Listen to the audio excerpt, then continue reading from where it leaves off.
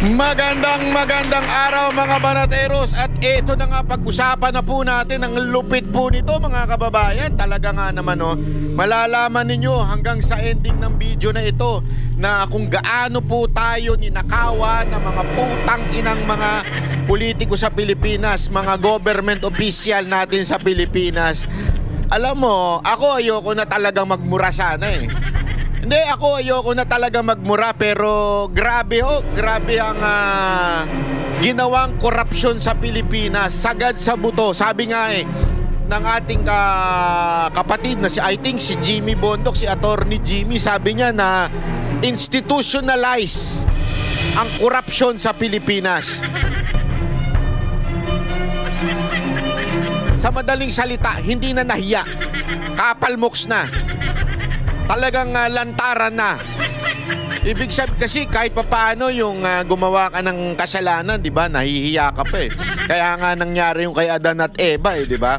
Kasi nung hinanap sila ng Panginoon dun sa Garden of Eden nahiya na sila nung nagkasala na sila 'di ba? Nagtago na.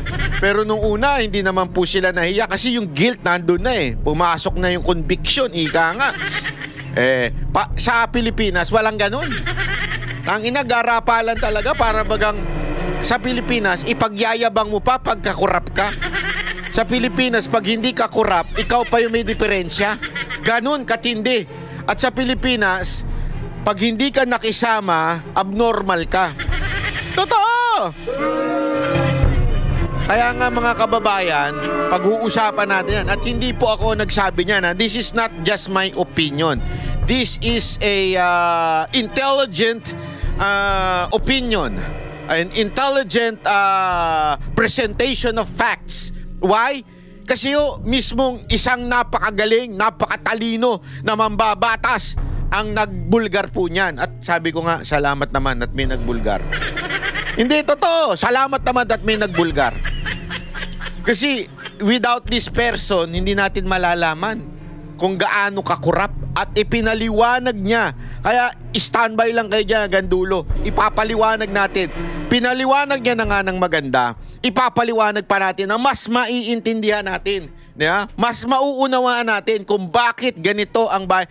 Alam mo kasi, ito mga kababayan, hindi naman siya nagmamalaki tayo, pero tayo po ay nabibigyan ng tsansa na makapag-abroad, hindi lamang po as a political vlogger. As a matter of fact, nung ako po ay, actually hanggang ngayon naman, ako po ay manager ng isang entertainer, artist, sikat na artist sa Pilipinas at sa ibang bansa. Nalibot ko na po ang buong mundo. Hindi ako nagbibiro, from UK, nakailang beses na kami bumalik dyan, sa Europe, sa Middle East, sa Amerika, sa Canada. Naikot namin nila 21 states ata yun sa Amerika Sa Canada din, ilang rin yun na talagang naikot namin. Maging sa Asia, Japan, Singapore, lahat name it. Napuntahan po namin kasi nga nagpe-perform yung aking grupo doon, yung Mocha Girls. Tapos ako din, sumasayaw din ako. Hindi, biro lang. Pero totoo po, alam mo, hindi ko sinasabi ito upang ipagyabang sinasabi ko ito dahil doon, pag nakita mo talaga, mamumulat ka Mamumulat ka, bakit yung ibang bansa ganito? Kayo mga OFW, alam nyo yan. Di ba? Hindi naman matino yung mga bansa sa Europe Ang dami din tarantado dyan sa Europe. Pero kahit pa paano, ang layo naman sa Pilipinas. Hindi, alam mo, itong huling biyahe ko sa Dahig, di ba? Nagpunta tayo ng Paris, nagpunta tayo ng Amsterdam, nagpunta tayo ng Barcelona. Pinuntahan natin yan. Di ba? Noong una kasi, nung nilibot namin yan, hindi kami nakikisalimuha kasi motor yun nagmumotor lang kami. This time, magtatagal ako. As in 10 days sa bawat bansa na yan. So, nung sabi ko, mag-google ako, nung tinignan ko, ang dami daw mandurukot. Ang dami daw tiwali, ang dami daw snatcher. Ang dami daw masamang tao sa karsada. Tapos, siyempre naman ako, bumili ko ng bagong bag. Alam niyo yung Paxe, baka naman. Yung may lock, di ba? Tapos talagang hindi pwedeng hiwain yun. Kasi akala ko ganun di ba? Kasi sa Pilipinas, pag sinabi mo mandurukot, malupit. Malupit talaga. Hihiwain talaga. Alam mo, mga kababayan, nung nagpunta ako doon, sabi ko, tangin nang yan, wala na. Asa yung sinasabi ninyo mandurukot dito? Meron tayong mga naaano, pero small time. Para sa akin, ha, small time yun. Small time niya, ikukumpara mo sa Pilipinas, yung mandurukot, pambihira, oo. Small time yung mga mandurukot dyan sa Europe, walang kwenta. Kung Pilipino ka, expert ka na dyan. Ha? Hindi kasi marami nagugulat din na parang ang Europa daw, lalong-lalo na yung Paris, napakaraming lalo na dyan sa Eiffel Tower, daming mandurukot dyan, ang daming ganito-ganito. Naku po, walang kwenta. Sa Pilipinas, yung snatcher dito, mga 10 sila, magdidikit-dikit sa'yo. Yeah? Yan, 1, 2, 3. Ano yun? Pwede ka pang sumayaw-sayaw eh. Yeah. Ano ibig ko sabihin? Ibig sabihin, yung sinasabi ninyong masama sa ibang bansa, pag ikinumpara mo sa Pilipinas, wala. Sa atin, sagad. And what's happening in the streets symbolizes what happened in the government.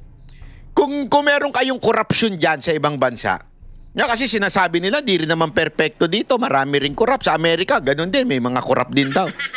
Sa Pilipinas, hindi. Kasi diyan, pagka nahuli kang corrupt, magre-resign ka, ipe-persecute ka, prosecute ka talaga. Ganon eh. Sa Pilipinas, hindi. Yung mismong pinuno magsasabi sa'yo, magnakaw ka na kasi, tangina, masisilip naman kung kami-kami lang ang magnanakaw. Kailangan lahat tayo para walang aamin. Ganon eh. Nagigets nyo? Sa Pilipinas, ganon. Para bagang kailangan lahat tayo. Kasi pag ako lang, susuplong nyo ko. So mabuti tayong lahat. Ganun ba? So kayo nga lahat. Mismong departamento, corrupt. Mismong presidente, ewan. Totoo. Baka akala ninyo ako lang nagsasabi niyan. Ito, ipapaliwan. Ipanoorin natin ito, ha. Napakaganda nito. Makikita ninyo kung gaano na tayo kakurap at gaano katindi yung systematic corruption, institutionalized corruption sa Pilipinas. Uusapan natin. Alam mo, pagka kayo nagsimula talaga, wala katutunguhan yung ating pinag-uusapan eh. Binabalita lang po natin dahil sa halos araw-araw. Hindi, binabaligtad nyo na yung ikot ng daigdig naman. Hindi na pwede yan. Halos araw-araw po, malalakas ang lindol. Ito, magnitude 6.0. Kanina, maganda ito, ha. Sandali, intro lang ito. umaga dyan po sa Surigao del Norte. Yan, bago yan, ha? Magnitude 6.0, Sen.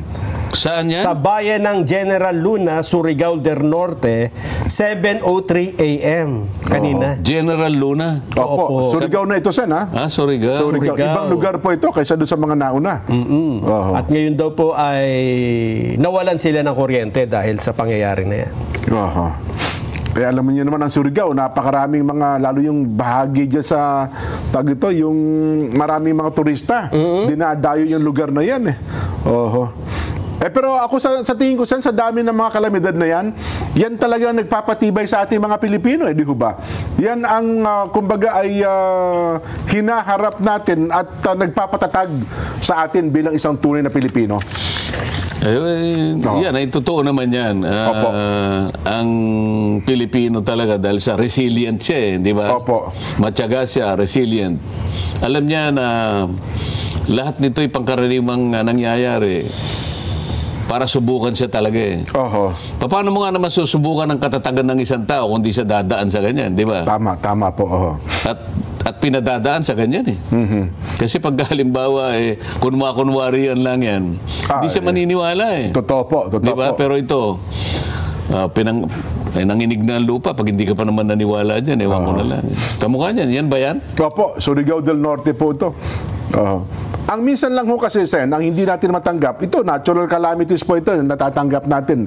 Ang mabigat kasi, Nelson, yung man-made calamities, Sen, na dapat sana hindi nangyari, hindi naganap, pero yun po. At isa nga po ang itong kinakaharap ng ating bansa ngayon. Yun ang nakapanginginig ng laman. Yun ang nakakagalit. Opo. Kung bakit yung kawalang-iyaan ang nananaig. Oho. Samantalang ang dami niyang kayang isipin sa ikabubuti ng ating bansa. Opo. Kasi lalong-lalo na may pinag-aralan naman sila eh. Yan. Opo. Sana man lang kung alam mo na itong mga taong ito hindi nakatungtong sa paaralan eh. Yeah. Oho. Kahit grade 2 hindi umabot eh. Oho. Di ba? O kaya naman, wala silang kinagisnan na pamilya. Ang mga kahalubilo nila ay puro mga hayop sa kagubatan. Nako, oo. Pati salita ng mga hayop Naiintindihan nila. Oho. Baka sakaling masasabi mo nang dahil sa kanilang pinagmulan, Oho. kaya nakaisip ng ganun eh. Pero itong mga taong nagsimula nitong pinag-uusapan natin, yung flood control. Ay, opo, isa po yan. Opo. Paano mong iisipin, nagsipag-aral sa mga mabubuting paaralan? Yung iba Mamahaling eskwelahan pa talaga. oo, sir. yung iba Opo. nagsipasok pa sa seminaryo eh. Meron pa ba? Oo. Talaga, oo. Oh. Ang tinutukoy niya dito yung mga politiko di ba, na merong pinag-aralan, maayos ang pinag-aralan, pero bakit ganun? Kaya sabi ko nga sa inyo, wala talaga sa pinag-aralan yan eh. Hindi, totoo. Kasi bakit ganun? Bakit yung iba pa nga, nagseminaryo eh. Hindi, alam mo, matindi itong ganitong klaseng sitwasyon sa Pilipinas. Kasi alam mo naman sa Pilipinas yung mga feeling educated, di ba? Lalo na yung tatlong tanga. Kilala niyo yung tatlong tanga? Na feeling educated. Pero pag titignan mo logic, wala. Ito naman, sinasabi dito, yung mga mambabatas natin, mga government official na ang tatalino, Harvard, Oxford. Pero grabe ang morality, yung corruption sa puso. Di ba? Wala kung sino? Wala akong Mamaya sasabihin ko sa iyo. sige po. Sige. Magtataka ka kung bakit parang nasaniban eh. Demonyo yan. Hindi pang karaniwan itong nangyaring ito eh. Oho. Ito na siguro ang pinakamalala, siguro lantaran Opo. at walang pakundangan na pagnanakaw sa kaban ng bayan. Naku po, patay Paano tayo mo iisipin na kaya nilang gawin yun nang hindi man lang sila nagkaroon ng konting remorse sa sarili nila? May konti Yung man na pag-aalinlangan, Oho. yung pag-aatubili, hindi eh. Hindi? Systematic. Yo! Talagang pinlano. Yo! Isip-isipin mo yung pagnanakaw nagsimula sa budget mismo. Nako! Ayan na. Pagkaraniwan yung magnanakaw dahil sa, alam mo, may pangkaraniwang, may damdamin dyan may guilt feeling din yan, At nahihiya. totoo naman, tao pa rin yan. Kaya nga kung minsan magnanakaw yan sa hindi mo alam gabi. Saka nakatayo pa mukha. Nakatakip po, dahil nahihiya Oho. Ito kabila pa. Kabila pa nung mga magnanakaw na kilala natin. Walang takip ang mukha. Nagpapapicture pa yun. Oo. Kung tawagin honorable. Ito na yung nakikita kong pinakalundo. Pinakamalala, pinaka-worst. Pinakamalala. Sapagkat alam mo, ano na ito yung...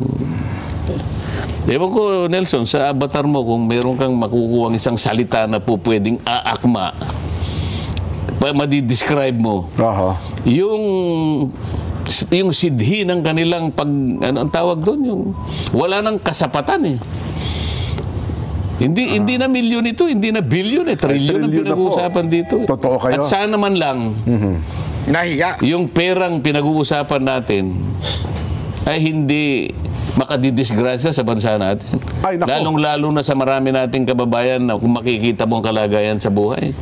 Wala nga pampagamot Totoo po. Pagkain, talagang makikita mo, hindi makapag-aral. Nakikita mo yung pinuntahan ko sa Agusan. Ni tsinelas, wala yung mga bata Totoo. Kaya mabuti na lang yung kasama ko. Mabuti na lang naisip niya. Sabi ko, bakit naman ka ako yung mga tsinelas, hindi pare-pareho ka ako yung kulay. Kaya mo na ko, sabi niya, importante lang, meron silang... Meron sa sapi sa paa. Isip mo kaliwa, berde, yung kanan, blue Butas pa yan. Pero kahit papano, nabigyan lahat ng tsinelas, mga bata. Tsinelas pa lang, at least nakapagpasaya po sa kanila. Pero kung titingnan mo, bakit nagkaganon yun Walang-wala talaga Pagkatapos itong mga taong ito, napakalakas ng, ewan ko, yung influensya sa sarili. Hindi ko malaman kung saan nila kinuha yung lakas ng loob para gawin nila yon sa ating bansa. May ginamit kayong termino dyan, Sen, halang ang kaluluwa. Yung? Hindi naman akin yun eh. Ay, hindi ba halang ang bituka? Iba kasi halang ang bituka sa halang ang kaluluwa eh. Hindi kasi ako nung ako'y Alang ang kaluluwa. Hindi, totoo nga. Bigyan ko kayo ng kwento. Mamaya, ikikwento ko uli sa inyo. 5 pa lang, mahilig na ako sa sine, Jen eh. Opo. Alam mo naman pagka yung mga kontrabida nag-away. Opo. Ha? Yung Fernando Po Jr., ano yung... Pagkatapos yung, alam mo yung Mary Walter, di ba? Yan. Kilala mo yun eh. Opo. Ikaw naman eh. Official ng Red Cross po. Sen, ang tanda na nun ah. Napakapaghalataan kayo ah. Yan eh. Hindi ba si Si Mary Walter. hindi ko malaman kung sinong kasama niya, si Ruben Rustia yata yun, di ba? Kapag ka pinagsasabihan yung mga magnanakaw ng kalabaw noon eh. Kalabaw pa lang ang ninanakaw noon eh. Pagkatapos meron pang mamamatay doon sa eksena na yun. Magsasalita yung Mary Walter. Mga halang ang kaluluwa. Yan, mga halang ng kaluluwa. So na-internalize ko yung may di-describe mo pagka yung mga bagay na talaga nakapanlulo mo. Opo. Na kapag bibigay ng masidhing kalungkutan. Nasasabi mo yung mga kataga na yun. Halang ang kaluluwa. Kasi pagka halang ang kaluluwa, hindi mo na iniisip kung ano yung mabuti. Wala ka nang iniisip. Hindi mo na naiisip kung anong magiging kahihinatnan, anong epekto, anong impact nito sa lipunan, sa bansa mo na ginagalawan. Lalong-lalo na yung mga mamamayan. Hindi mo na iniisip yun. Ang iniisip mo na lang, yung pansarili mo. Hindi ko nga malaman, gaano bang pera ang kailangan nila? Oo nga, no. Hindi ba? Well, biblically talagang ano yan walang kabusugan, walang kasapatan. Kaya yung sinasabi ni Nelson kanina na habang kayong dalawa ay mini-make-upan, opo. ano kaya mabuti nating gawin? Paano mabuti nating i-propose sa kanila sa gitna ng pinag-uusap? Ang pinag-uusapan dito mga kababayan, kung bakit bagang, kasi yung iba, dati, slight lang. Yung magnanakaw lang. Diba? Para sa sarili, magnanakaw lang ng bahagya. I mean, bagamat sa magnanakaw, pero hindi mo naman sasagarin to the point na you would step on someone, di ba? Or you would damage someone. Or may madidisgrasya ka, di ba? Hindi, ngayon hindi na eh. Parang wala ng kasapatan, di ba? Iyan po kasi yung sinasabing yung sa Biblia, di ba? Ang tao pasama ng pasama. As the day or the end times is coming, people will be lovers of themselves. At the same time ito po ay wala na pong kasapatan ng tao. Ibig sabihin hindi na ho sila nasasatisfy. Yung bagang di ba, mayaman ka na. Hindi mo na nga maalam kung saan mo ilalagay pera mo eh. Susunugin mo na nga lang para lang talaga maitago mo eh. Pero gusto mo pa yung mag-kickback ng mag-kickback. Yan po ang sitwasyon ngayon sa ating bayan, yung mga congressman natin, di ba? Ang dami ng pera. Ikaw na ang pinakamayamang congressman. Ikaw na ang ewan ko ba, saan mo ilalagay? Saan mo gagamitin? Ang laki-laki mo na, putang ina ka.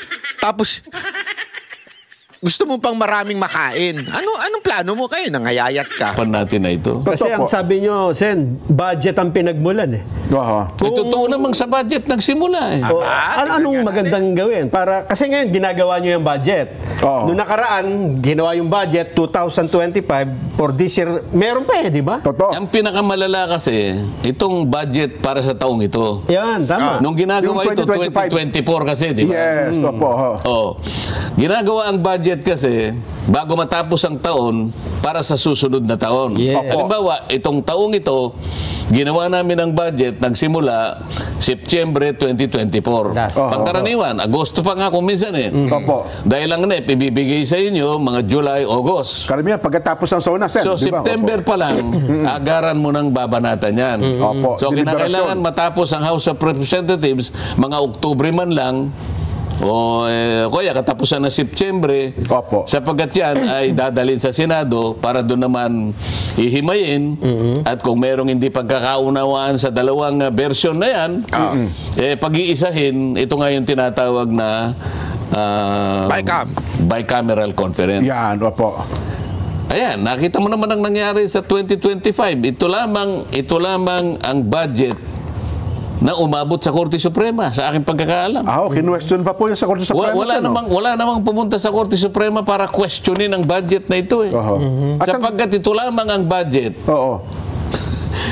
Na pagkatapos ng bicameral conference, katakot-takot na blanco ang nandun. Wala pa akong nakitang ganun eh. At hanggang ngayon, hindi pa nare-resolve po yan, ha?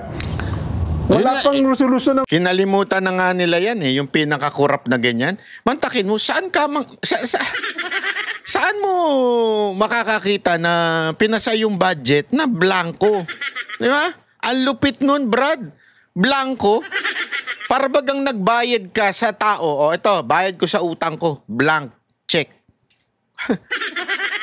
Di ba? Mantakin mo yung blank check, blank na budget. O ibig sabihin nun, kahit ano ilagay dyan. Supreme Court dyan. O paano mariresolve ba?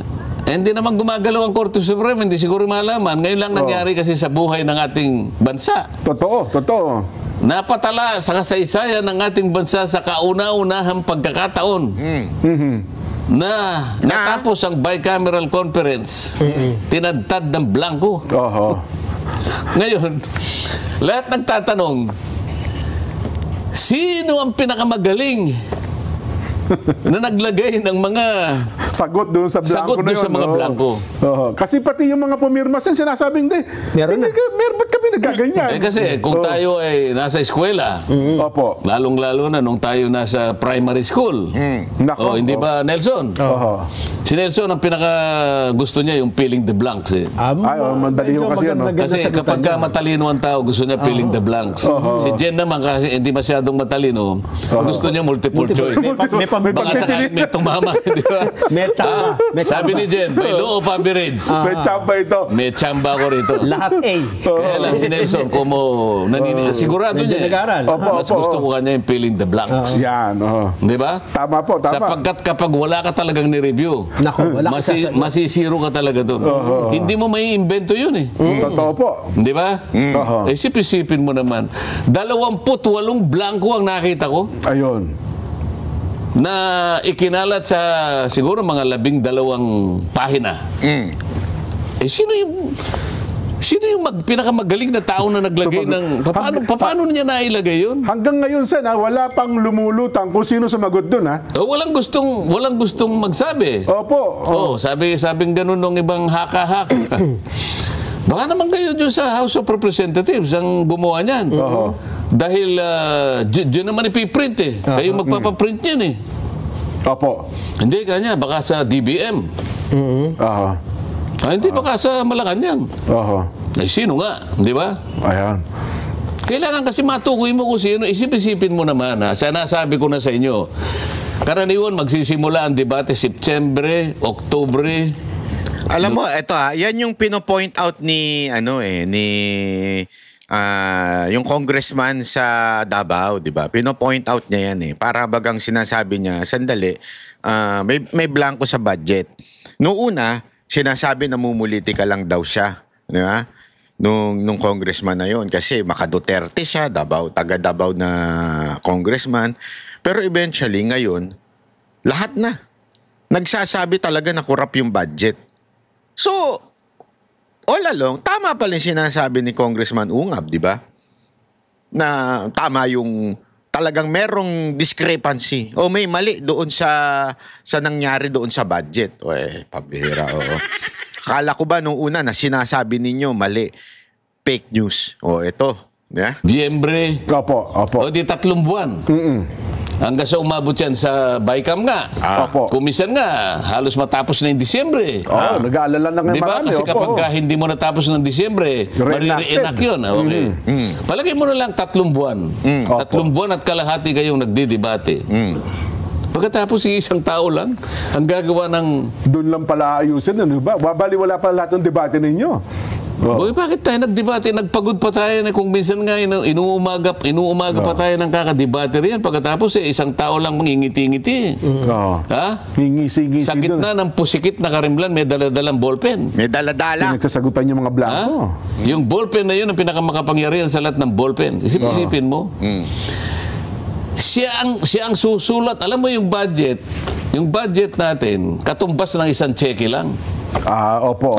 Sabi nila, kaya ng budget, diyan nakasulat lahat ang bibilhin nating produkto at serbisyo na yan ang pagdadamutan ng bawat isang Pilipino sa susunod na taon. Yan, sa loob ng isang taon po cheque yan. lang yan.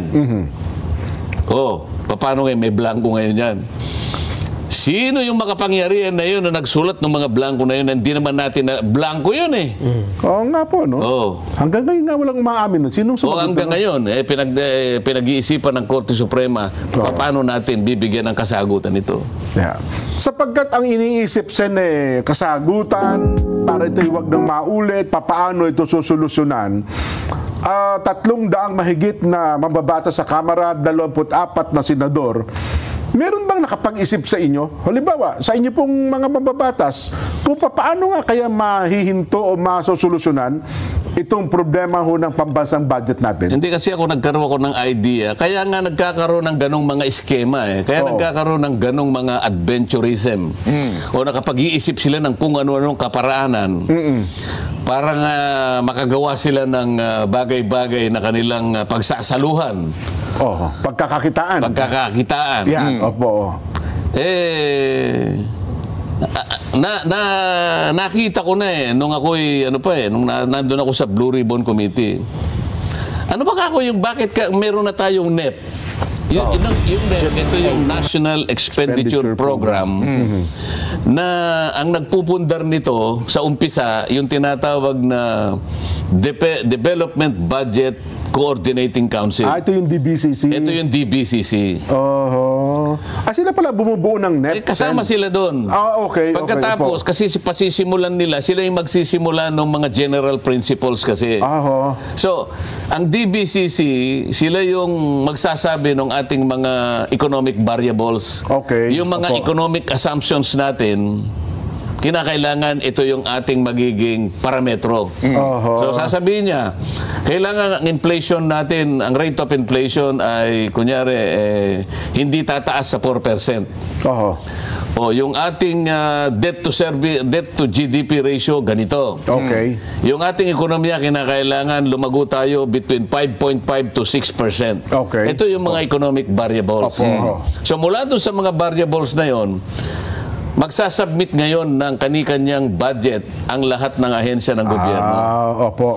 Meron silang pamamaraan dyan. Naka-online naman sila eh. Halimbawa, si Nelson, Department of Agriculture. Ikaw naman, DENR. Merong lahat na, DND, lahat na ng ahensya. Magsasubmit ngayon. Ang DBM ngayon, kung siya yung naatasan, na siya yung Department of Budget, magbabudget ng lahat ng pondo na yun. Ayan, ito pinapaliwanag kung saan pumapasok yung matinding korupsyon. Bakit siya magtatala lahat? Depende sa pangailangan. Ang pinakamalaking patalaan na yan, manggagaling sa Department of Public Works and Highways. DPWH pala. Inamin niya na wala siyang masyadong control doon sapagkat specialized agency daw ito. Kaya minsan... nakita ninyo? Supposedly, magsisimula yan sa Department of Budget and Management, DBM, di ba? Pagdating sa... Kasi yan ang inatasan ng pinakapinuno, ng presidente, na mag-ayos ng budget to make sure na balanse ang budget sa bawat departamento. Dapat hindi ito sasapat, yung gastos ay hindi sasapat sa kita. Kasi ganun yan eh. Hindi naman, halimbawa, kung kayo sa bahay ninyo, di ba? Hindi pa pwedeng inaayos yun lang yung gastos. Kunwari, 5 yung anak mo, di ba? So ito yung gastos plus meron pa kayong mga bill sa bahay, kuryente, tubig, internet. So ikaw bilang nanay, inaayos mo yung budget to make sure na yung sahod ng asawa mo ay nadidistribute ng tama. Hindi pa pwedeng mas malaki ang gastos kaysa sa kinikita. Nagigets nyo? O kung meron mang kikitain, mangungutang tayo. sa mga loan o sa negosyo. Kunwari may negosyo ka, uutang ka para itong negosyo na ito ay kumita at unti-unti kang napoprovide sa pamilya. Tapos babayaran mo monthly yung inutang mo. So yung nanay, siya ang nag-aayos niyan. Sa bawat anak, sa bawat gasto, sa bawat utang, sa bawat kita ng iyong asawa. Di ba? Kahit yung asawa mo kumukupit. Ganyan yun di ba? May kabit. Siyempre, pag may kabit, merong kumukupit dyan, di ba? So, ganon. Inaayos mo na. Pero ito matindi. Bakit? Yung anak mong pangalan si Banatbay. Tanginang anak yan, no? Pangalan Banatbay. Gago! Yung pangalan mong anak ni si Banatbay, meron siyang sariling patakbuhin sa buhay. Yung mga gastos niya, yung bibigay mo sa kanya, siya ang may karapatan. Direkta sa presidente. Sa presidente. Direkta sa tatay. Di ba? So, ikaw bilang nanay, ikaw yung DBM, ikaw yung management, budget management, wala kang pakialam sa gastusin ni Banatbay, yung anak mong isa na pasaway. Yeah? Diretso yan sa tatay. Yung tatay ang bahala dyan. Meron silang kuntsabahan ng tatay. Kung anong gagastusin, saan gagastusin, kung paano income, lahat nandun sa tatay direkta. Ganun ang sistema sa Pilipinas. Yung DBM, hindi niya makokontrol ang DPWH. Ang may control lang yung presidente. Gago! Ano bang pinakakurap na ahensya ng gobyerno? Gago! Sasabihin nyo walang kinalaman yung presidente? Gago! Aling Claire. Sasabihin mo, ay hindi, yung presidente nga ang, nag-initiate niyang anti-corruption. Gago! Sinong niloko mo, Auntie Claire? Ha? Sinong niloko mo? Ayan na nga pinapaliwanag na sa'yo eh. Kasi tinanong nga daw ni Marcoleta yan, doon sa DBM. Sabi nila, wala. Pagdating sa DPWH, ano kami dyan? Offan kami. Wala kaming pakialam. Di namin pwedeng pakialaman yan. Usapan na lang nila ng presidente yan. Gago! Tiba-tiba. Oh, grabe no. Kami ang boses ng masa, hindi natatakot. Katotohanan lang, di kami nalulunod. Walang bahid ng sismis, lahat ay totoo. Kahit sino ka pa, pag mali ka babanatan ka. Walang pinipili kulay, wala kaming kinikilingan. Basta para sa bayan, kami lalaban.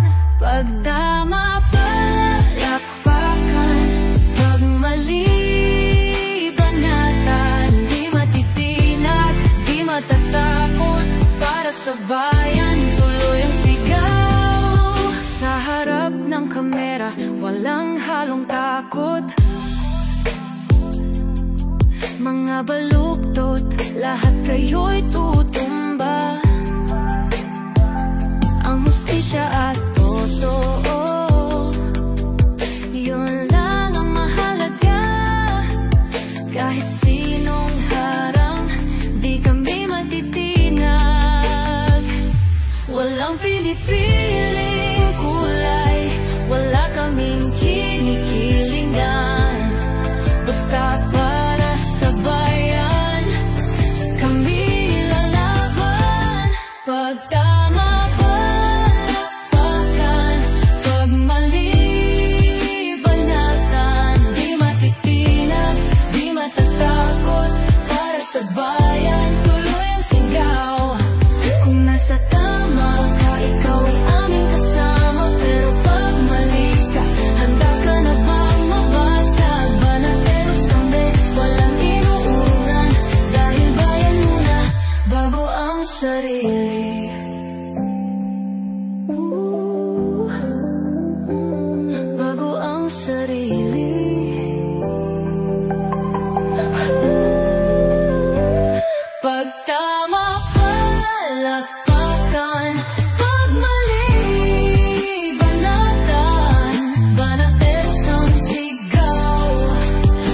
totohanan ang laban.